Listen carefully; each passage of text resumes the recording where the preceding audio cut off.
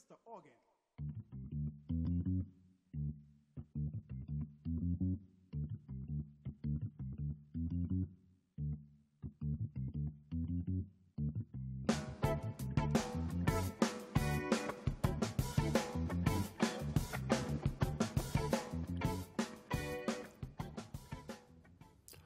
Welcome. The show is the Worldview Talk Show. My name is Ed Salick. I've been asked to host the show today. And with me tonight, we have a very, very good personal friend of mine that, we go back to Curtis High School together back in the mid-'60s, early '60s. And then we indulged in a career together in law enforcement. And John Carlos, welcome, the Reverend John Carlos. John, always good to see you. Thank you, Ed. How are you doing, John? Okay. Getting older, but getting better. God bless you. I'm glad you could say that. We'll talk about, I guess, where we spend most of our livelihood, in that blue uniform. And rather proudly that we both did it, I think, and especially you. And you're a legacy. Your name is out there as having been one of the best that worked. Tell us, how did you find being Man in Blue?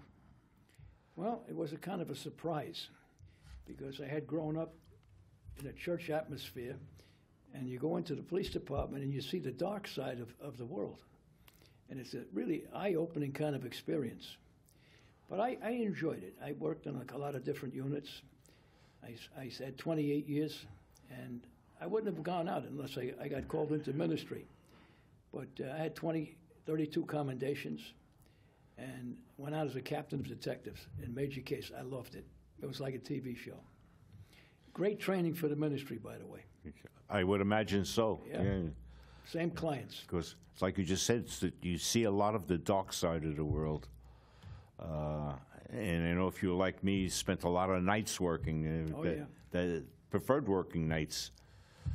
What was that saying that you just said? We were talking in a green room, and you said, if you're out between midnight and 4, either you're looking for trouble, you're in trouble, or you're going to get trouble. Yeah. Yeah. And it's true. You can go anywhere in the world. As soon as the sun goes down, crime goes up. Exactly, yeah. And it's true. You travel the world, no matter what cities you go to. Same problem. I traveled all through Europe, and every time I talked to anybody in law enforcement was, the same thing, You know, the thing people don't understand is there's always been law enforcement, going all the way back to the beginning of time. Unfortunately, people need someone to keep the boundaries, to keep people from hurting other people.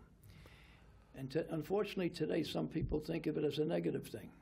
And yet, about 98% of what police work does is good for people. Well, if you're a police officer, no matter where in the country, no matter where in the world, you're not only are you a law enforcement official, but you're an educator. Mm-hmm. You're a doctor. You're a lawyer. You're a psychologist. You're Social a priest. Yeah, a social worker. Yeah. You're a priest. I mean, and a lot of people don't realize that most of your time in law enforcement is spent helping people. Yes, that's true. Not always in the best of circumstances. There's family fights, family problems, and you get there and you mediate and you put things back together as best as you can. Yeah. And and you're charged with doing that, and you accept the responsibility. You're not out there just running down bad guys and locking up bad guys, because most of your time is spent, in one form or another helping somebody, Right. whether injured or what have you. But the Bible even says that God made men and women in a position of being peacekeepers, in the first chapter of Romans. And it also says they beareth not the sword in vain. Some people can't get it. No. They don't want to stay within the boundaries of society. Yeah. And you do all of this, and yet you're under the you're under the watchful eye of the microscope of the media. Yeah. The media is really what can be, the enemy here. Well, they don't realize you put in a picture or a story in a paper, and it causes people to take sides, and it shouldn't. Mm-hmm. For example, one day we had a shooting. A man tried to kill a cop at Park Place in Manhattan. And all the witnesses were judges and lawyers on their way to work. Right. I was a captain of detectives. I got there with my lieutenant. We're in civilian clothes, and we're just taking some notes so we could pass the story up the line. And some photographer takes a picture of us with the deceased. And the headline in the paper the next morning was, "Cops shoot handcuffed suspect." Now, isn't that a lie? Of course. They never would reprint an apology, nothing like that. That could have caused the cop to lose his life because some idiot would see that and believe it.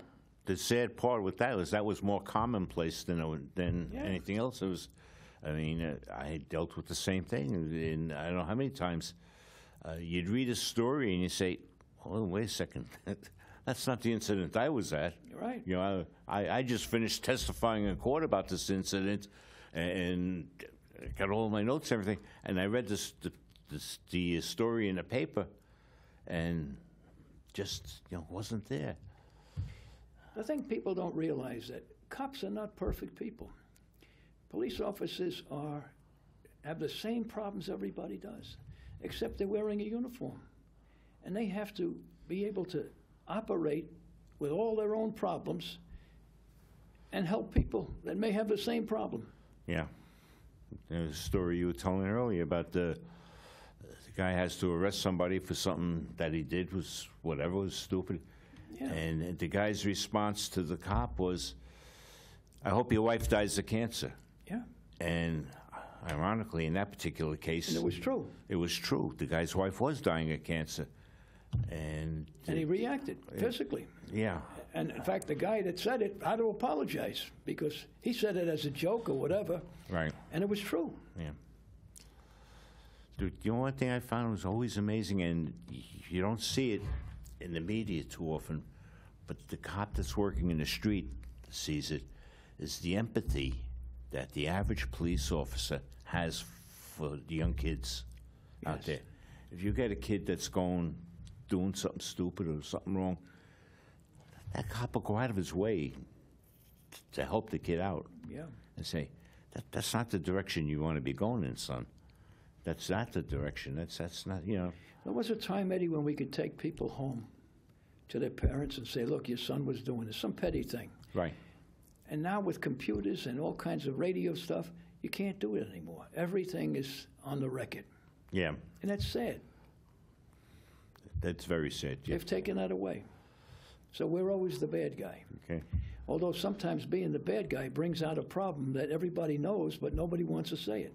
I was telling you the story about a high-ranking city official Right. that we ended up arresting for assaulting a cop. He was drunk, and he had been a drunk for years. But he knew so many people, everybody was afraid to touch him. And yet, when we locked him up and went to court with him, the cop that arrested him that was assaulted said to the judge, "He needs help. This guy needs help." And finally, the judge mandated the guy to get help. So sometimes we bring out things that people don't want to talk about, but yet it's the only way to help them. You're absolutely right with that. There's so many different stories along those lines, and there again, it makes the job of wearing the blue uniform that much more difficult. Yeah, and it's the same all over the world. Yeah. Because now you're tap dancing between, do I do my job by the numbers, or am I going to be in trouble politically for what I'm doing, or is the hierarchy going to chop my legs out from under me? And, it's the usual story. It's If you look at the police department in New York City, it's kind of set up for problems. You have 4 ranks where people take civil service tests. right. Then you have 6 ranks of political appointments. So what does that say? The policy is not made by the people who can say no. It's made by the people who are politically connected. Exactly. And it's sad. Because a lot of times I've been in meetings, even as a captain. We're talking about a new program. We're going to do this. And I say, wait a minute. We've done this 5 times. We've given it different Yeah, names. exactly. It doesn't work. We just get a different title. Yeah. And maybe it'll work for a short time. I mean, just moving a bunch of cops into a neighborhood is not going to stop anything. Drugs, prostitution. Yeah. It just moves to another neighborhood. Yeah. There are just some things that, no matter what we do, we can't stop it. And then when you add the psychiatric problem with all these characters walking around that can hit people, hurt people, push them in front of trains, downstairs, I mean, how do you stop it? When the same people keep going into the system and out of the system. Well, you stop it with the guy that's in blue, the cop, police officer, which what have you, and that's how you stop it. Because if you take that factor away, we're back to the Wild West days. Yeah. We'll all be carrying six shooters and shooting it out in the middle of the street. Maybe that's the answer. I don't know. I laugh at people when they live in states like Florida or even Pennsylvania, and they're all carrying weapons. People say good morning and good evening to each other. I wonder why. Yeah. It's true. Yeah. It's true. And I've seen all elderly people hurt by characters because they got drug problems or whatever. They've even cut people's fingers off to get rings off them. What do you do with somebody like that when they get caught? I mean, they have no conscience. They don't see what they did is wrong. And they just continue to do it. Well, once again, you need to depend on having the police officer out there to be the barrier. Yeah. You know, But he's also become the victim. exactly. Yeah. That's so. Look at the Department of Correction, how many problems they're having right now. It's I mean, you're locked in with a lot of people who are, whatever, right. And violent people. violent people who have no value of human life, none whatsoever. To do the things that they can do in the street, that's not going to change. I mean, you don't rehabilitate some people They like can that. hold neighborhoods at hostage, these gangs and other groups, and they're protected by all kinds of rights. And I mean, we've come to the point where we've gotten so foolish. This whole stop and frisk thing. If you really want to laugh, it's in the Bible. Psalm 139, David the king says, "Search me, O Lord, and see if there be any wicked way in me." That saved my life many, many times, because as a cop, you develop an inner kind of a radar that you know something's wrong, and you try to prevent it. But now you have to be polite. Can I do this? Raise your hand, give you a card. What is this all about? This isn't going to stop anything. No, the job of being a police officer, any place in the world, comes down to instinct, street knowledge. I mean, it's good to know the law and know all the book knowledge, but street knowledge, as a police officer, you got to be streetwise. You got to know what's going on around you, okay? And the other thing with that is you're not allowed to lose. Yeah. We're not allowed to lose. If you're a police officer and you're out in the street, you're not allowed to lose. That's short and simple. That's part of the job. And when you take the job, that's what you swear yourself to do. You know. I mean, I found myself, if you learn to talk to people in the community, first name basis, most people want to know who you are. Right. You're not just a uniform. And I mean, there were things years ago that I worked in Coney Island, a lot of people there, businesses and stuff, say, "Officer, John, come on in, have a cup of coffee. John, come on in, have a soda." It wasn't about graft or corruption. They wanted to know me. And when something happened, those were the same people that would help me. They would give me information to stop things that were going on that they couldn't give anybody else. Exactly. I mean, these are things that are being taken away from the police. And they would also give you the ability to know more about them. Yes, Okay. yes, they were human beings. Now, if you went driving by Harvey's hardware store, and you know at 8 o'clock at night he's bringing all the garbage pails in and he's locking the doors and getting ready to go home. And now if you see all the lights are on and nothing has changed, and it's 9 o'clock at night, 9:10, you know something's wrong. And his hands are up and he's not praying. Exactly. So that's you know, well, like we said, you're as a police officer, and I really think the public needs to understand that you have to be a social worker. Yeah. You have to be an educator. You have to know the law. You have to know your job, okay? But you also have to be a doctor. You got to be able to help them until such time that an ambulance or somebody gets there that can help them. Yeah. Did you ever see a police officer stand by and watch somebody who's passed out on the floor without attending CPR or any other number of ways that we were trained? Yeah. We were trained to help people in. You try to keep them alive, even You try and keep them alive, exactly, and you don't stand around looking and say, "Oh, geez, I'm afraid he's dying." You know, Yeah. you get down there, and you get on your hands and knees and you get give them CPR. blood all over you and everything else. Exactly. But you know the other thing that bothers me, people don't realize we walk in the dark side of people, dark side of communities. You're in a place where evil is all around you. And the sad part of it is that you absorb some of this. You see terrible things happen to people.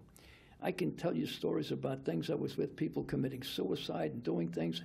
I'm telling you the story, and I can see it like a movie. And the police are absorbing all of this, all of these incidents, all of this terrible incidents that happen to people. What do you do with it? You absorb it. You absorb it, and it doesn't go away. No. It doesn't go away. Now, I'm retired a number of years now, but there is still things that flash through my mind. That's right. At the oddest of times, and you'll just remember something and say, it's PSTD in blue. Exactly. Yeah. Exactly right. And you almost get a daily dose of it. It affects you, and it affects your family when you take it home. That's why you can't. Yeah. But there's a theory in psychology called the Cooley theory, a sponge theory. Even psychiatrists have a problem. When you're listening to people's problems all the time, you're absorbing all of this. How do you get rid of it? That's the problem. The answer is you don't. Yeah. But you have to learn to handle it. You take it home with you. And I've always said, try never to take your job home with you, but that's one job that you can't. You just can't. And if you're raising a family, you got a couple of boys, a couple of girls that are in that risk age, anything from 14 to 25, whatever, you know, what you want them to gain from your experience. And sometimes you become a tougher father. You're like a DI in the Marine Corps. Exactly, and you're less tolerant. Because you've seen what can happen to them. And you're bringing it home with you, okay? And you don't want it to happen to them. And that's really the bottom line, is you don't want the same thing to happen in your life to your family that you just saw out in the street. And it makes you a different person. Of course it does. It makes you a different person and a harder person, too. Yeah. The other thing is people don't realize a police officer is in a battle that never ends. It's a war that never stops. On duty, off duty, retired, you're still a cop. You're right. And the sad part of it is people don't realize it. You'll meet some people, they find out you're a cop, and it always starts with, a guy gave me a ticket, a guy did this. They don't tell you about the times that the cop helped you. Yeah, exactly. In the meantime, you're carrying all of this weight, and you're expected to be a robot, and that's impossible. Absolutely. Like we started something in our church. Go up to a cop. Tell him you appreciate him. Tell him you're praying for him. And they really need prayer because they're walking in areas. I've seen people do things. If you don't believe in the devil, I've seen them snap handcuffs behind their back. Right. A guy 100 pounds is throwing a 300-pound cop across the room without touching the ground. And how do you explain that? There's a lot of evil out there, and it's real. It's real. That is so true. I mean, I worked for a time up in the Bowery, and I saw cases like that where we had somebody, he stabbed the sergeant to death, okay? He was shot 3 or 4 times. He just kept coming. He was hell-bent on doing what he was going to do, and he did. Sure. And Their adrenaline's pumping, and there's something inside of them that wants to hurt everybody, okay. including the guy in blue. And if you pay witness to that, you carry it with you. You carry it with you the rest of your life. I think we were talking before, and people see me and say, oh, you were a cop. How many people did you kill? I tell them, I never killed anybody, but that doesn't mean I had 150 times when I could have. Exactly. But something happened to stop it. And it happened because they knew that I was ready to kill them. Yeah. And you had to show great restraint to get to that point. Yeah, well, there's 3 lines we used to teach in the academy. One is the law, one is department policy, and one is your conscience. You have to live with what you do. Right. And a person, sometimes it'll take 1 second to go through 3 of those barriers. Right. But again, we live this kind of thing. I can remember I'm eating in a restaurant at 96th and Broadway at 2 o'clock in the morning. I hear some noise in the kitchen. All of a sudden, a guy comes out the door with a big kitchen knife. He was the chef, all with blood on it. I'm between him and the door now. He had knifed his boss because he was getting fired for being drunk. And I'm standing in a 3-foot space with my gun out now, telling the guy, drop the knife, I'm going to kill you. And he froze. I didn't know what he was going to do. But if he took one more step, that would have been his last. He finally dropped it. But it was like a bad movie. We have that kind of experience that happens to cops, whether they like it or not, and it happens quick. You have to think quick, and you have to hope that everything's going to work out, and sometimes it doesn't. Unfortunately, in some cases, but and once again, you carry all of this with you all the time. All the time. It doesn't stop. You know, even after you're retired. And you're subject to being prejudged by the entire community, the entire world, you know, as to every step that you make. How many times was it said, you fired your weapon and you shot that person, okay? And they'll take weeks and months to decide whether or not you made the right move or the wrong move. In 3 seconds. And it took you less than 3 seconds to do when you're out in the street, you know. I think the TV has caused a lot of this problem too. I was at a grand jury testifying as a expert witness from the academy, and it was a shooting. And this one lady asked the question. She says, "Well, why didn't the cop shoot the knife out of his hand?" I said, "Ma'am, this is not a movie." Yeah. God forbid, in New York City, if you fire a round at a person running or moving around, you're going to hit an innocent person down the street. Yeah. So, I mean, all of these things go through your mind, and it all happens quickly. And I don't like to think of how many police officers were injured or shot by taking that extra split second to decide, do I shoot or don't I shoot? Or do I take my weapon out or don't I take my weapon out?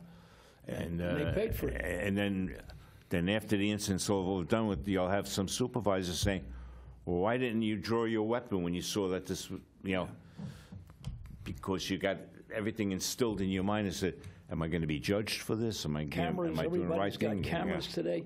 Again, turn the camera on yourself and ask yourself, what would you do? Yeah, exactly. That's what I tell people. You know, it's easy. You think it's like a television program. Oh, this is what they always do. No, it doesn't work that way. Every situation is a little different. The place, the time, and so on. And the sad part is, when the police hesitate, the community suffers. When they don't want, I mean, if you're going to get in trouble every time you make an arrest, and people are going to look at you under a microscope, what are you going to do? You're not going to make the arrest. Exactly. You're going to get there late. Exactly. I mean, you can't restrict people it's a science that has no answers. It's not this will always be this way or that way. Doesn't work that way. It doesn't work that way. And I'll always go back to, you know, the fact that we take on a role of the social worker, we take on a role of the psychiatrist, and you're out in the street at 2:30, 3 o'clock in the morning, and you're trying to analyze the situation, and you're also at the same time analyzing your own actions. Do I do this? Do I do this? Don't I do that? And that's running at milliseconds through your mind. Yeah. And before you know it, the incident's there, and you got to react to it, and you're expected to act in a perfect manner every time. Yeah. And we're human. Yeah. It's like you said earlier. We're not like on television. We're just people who are trying to do a job, trying to protect people from other people. Right. Who want to harm them. And it's sad. It's not about color. It's not about religion. It's about the fact that you want to cause trouble. We're the line that keeps people safe. But if you take that ability away, you're going to have chaos. And we're seeing that now. Neighborhoods are taken over by gangs. Years ago, there would have been a way to handle that. Absolutely. Can't do that today. No, and you are expected to react in the norms of today's society, not of yesterday's society, but of today's society. And it makes it that much more difficult. It's not an easy job. I envy, and I have family who are police officers now, and I feel sorry for them, and I envy them because they have the unenviable task of trying to do the job as perfect as humanly possible in the eyes of everyone as humanly possible. And it's You never get everybody to agree. No, and you can't please everyone all of the time. You can please some of the people some of the time, all of the people some of the time. Everybody, I've been on scenes where something happened, and you'll interview 10 people, you'll get 10 different descriptions and 10 different accounts of the same incident. That is so commonplace, yeah. And they're all witnesses. Yeah. And they'll probably take a lie detector and pass it. Yeah. That's what they're perceived. Exactly. So that's one of the things we used to train the guys to get to the 14 or 15-year-old witnesses because they were usually the most accurate. Right. But again, without the public's help, it's impossible to keep the peace. And when I was in college in CCNY, the professor that taught the political science, he said something that stayed with me. He says, someday, because of the way things are, we may have to give up civil rights in order to have peace. That's a big, heavy statement from a very liberal guy. That's a very frightening statement, too. Yeah, that's very frightening. It's scary. I like what you're doing at your church, what you said earlier, and I liken it to the situation with veterans. When I got out of the military, veterans were pretty much perceived as the enemy. Right. You came home from Vietnam, you came home from overseas, and you were one of the evil ones that were over there because of the political atmosphere here within the country. But eventually that has turned, whereas the veteran is now perceived as the true defender of the country, and people are accepting them more and more. And I like the theory of doing that with police officers. Have somebody in the community go up and say hello to the police officer. And when I see a veteran, the old-timers wearing the hats, right, I give them a salute. And the look on their face is unbelievable. Exactly. Just to respect them. The same thing applies to the police. Walk up to the officer and say, "Officer, I'm happy that you're in the neighborhood. I'm happy that you're here." He's only a human being like you. Absolutely. And he carries the same problems that you have at home. Yeah. I mean, they have the same problems. They have to pay their bills monthly. They have to make the work. They have to raise a family. They have to raise children. And, well, number one, I wish all police officers good health and good luck in their jobs. And I pray they can always make the right decisions. And I want to thank Reggie Amos for asking us to come and do the show. Yeah. And he gives us the chance to talk about our favorite color, blue. Yeah. Maybe people will start seeing situations differently. What would they do? Exactly. Exactly. Well, you've been watching Worldview Talk Show, and we appreciate for listening to us for half an hour. It was just like Reverend John Carlo and I were just sitting here having a discussion amongst ourselves for the past half hour. So thank you so much for watching. God bless you. God bless. I think we stubbed the pot away.